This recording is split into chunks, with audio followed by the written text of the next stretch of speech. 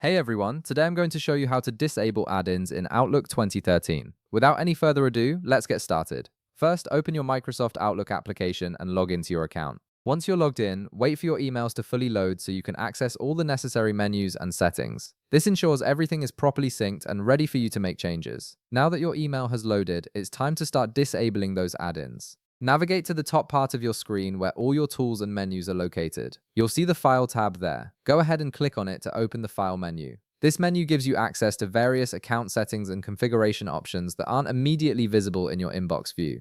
Once the File menu opens, direct your attention to the bottom part of this menu. You'll notice an option called Outlook Options. Click on it and a new Outlook Options window will appear on your screen. This window is your control center for customizing how Outlook behaves and functions. In the Outlook Options window, look at the left side menu. You'll see several tabs listed there. Click on the Add-ins tab to access the Add-ins Management section. This is where Outlook stores all the information about which add-ins are currently active in your application. From the Add-ins section, scroll down to the bottom part of this window. You'll find a drop-down menu labeled Manage. Right next to this drop-down, there's a button that says Go. Click on the Go button to proceed. This is your add-ins management window where you can control which add-ins are enabled or disabled. After clicking Go, a new window will appear displaying all the add-ins that are currently enabled for your Outlook. This list shows every add-in that's actively running and potentially affecting your Outlook's performance or functionality. To disable them, simply click on each checkbox next to the add-ins listed. Remove each checkmark one by one until all the add-ins are unchecked.